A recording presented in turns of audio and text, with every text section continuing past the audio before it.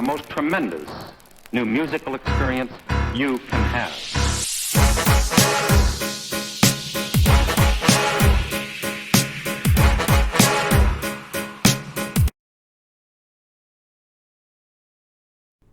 Hey, what's up, y'all? It's Logan, and I'm here bringing you the first of a very busy week. That's right, I will be reviewing as many albums today as possible, so you will see, despite I'm going to be posting them on different days, you will see this outfit multiple times in videos. I will be starting, however, with Jay Electronica's debut album, A Written Testimony. Now, for those of you who don't know who Jay Electronica is, he is a legendary artist whom people have been waiting for his debut album for so long. He's somewhere in his 40s, if I'm not mistaken, and most people would know him from the Control verse, but he has had quite a few other hits throughout his career. But this is the moment we've all been waiting for him to put this album out, and you know what? He finally did. He dropped it this past Friday on Tidal first, and then in the morning, on Friday morning, he dropped it on Spotify and all other streaming services. That's, of course, where I listened to it. I had to wait until then to listen to it, though. But I was very excited for this one. I did not expect this to come out at all, so despite all the other crazy stuff that's been going on in 2020, music has been on point, and man, am I glad we finally got this. I mean, just think about it. In the span of 2 weeks, we have gotten Eternal A Take, we have gotten Lil Uzi Vert vs. The World 2, and which I will be reviewing next, and we have gotten Jay Electronica's debut album, and on top of that, we're getting The Weeknd next week, and we're still expecting to get Kendrick Lamar's album. Childish Gambino, I'll talk about him a little bit in my podcast later on, unless he drops randomly. We're getting him.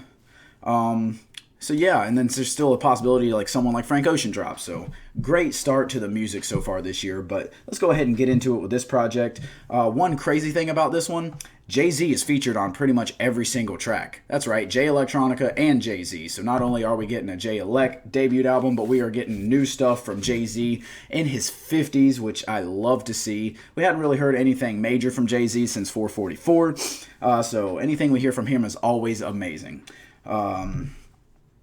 Both of them rap very well on this project. Amazing lyricism. Jay Elect, you know what to expect from him, and Jay-Z being a top 5 of all time. That's right, I'm out there putting it out. Not too much of a hot take there, but of course both of them are just killing it on this project. Killing it when it comes to the lyricism. When it comes to features, we have Travis Scott on the hook of The Blinding. Didn't really use him that much, but of course, he fits in with this track pretty well. A good hook he provides there. And then The Dream has 2 different features on Shiny Suit Theory and Ezekiel's Will. Both of those tracks being good tracks. I personally think Ezekiel's Will is one of the best tracks on this album. Just a good sound there. And overall, this is a very solid project. I don't have any major complaints about it. Again, great lyricism, 2 historic artists, one of them, of course, being top 5 all time in Jay-Z.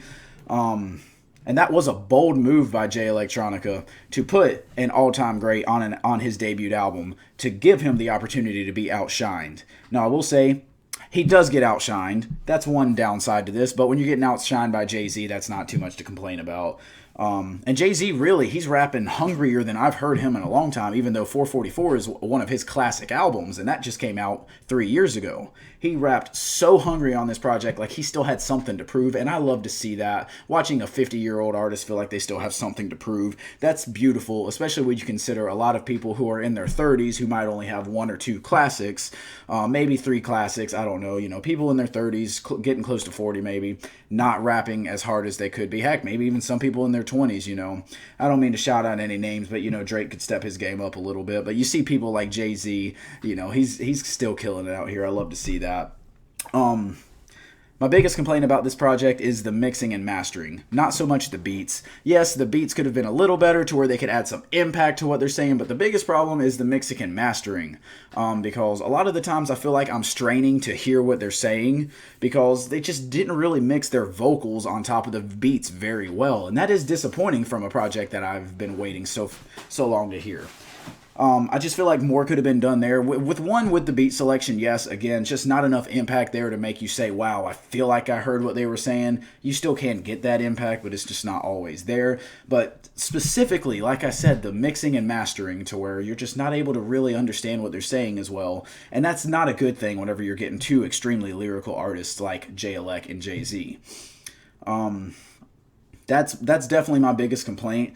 This album, I didn't go over how long it is, but is about, let's see, 39 minutes. It is 39 minutes long. It's not hard to get through at all. It is only 10 tracks. So there are some decently lengthy tracks, but I mean, that's what you expect from two amazing artists who are providing you with some content on there. And I gotta just give a shout out to by far the best track on this album, APIDTA, the last track. It'll leave you near about in tears. Like, very few songs can put me in tears, give me goosebumps, and that's one of them that really did give me goosebumps, especially just listening to how it ended. Amazing track there.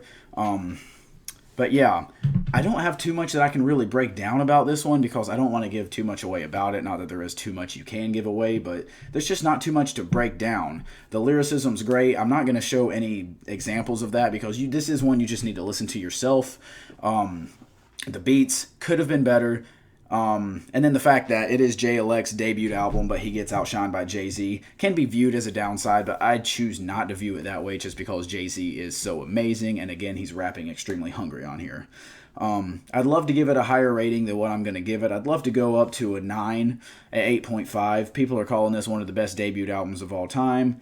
I can't quite go that far when the mixing and mastering is just not professionally done, I feel like. But overall, Jay Electronica's A Written Testimony, I'm going to give it a 7.5 out of 10.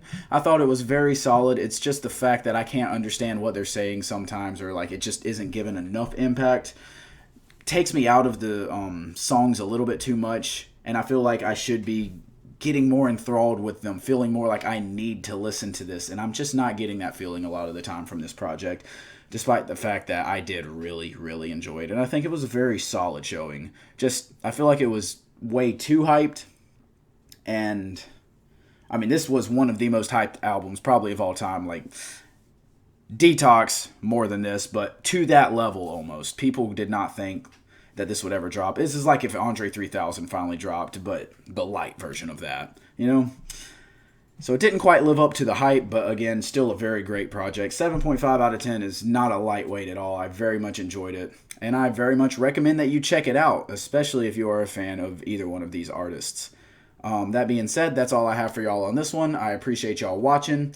Make sure to hit the like button if you enjoyed. Comment your thoughts. Make sure to subscribe. Hit the bell next to my name for notifications. Hit the share button so your friends can watch this one. And again, I appreciate y'all so much for watching, and I will hit y'all up next time.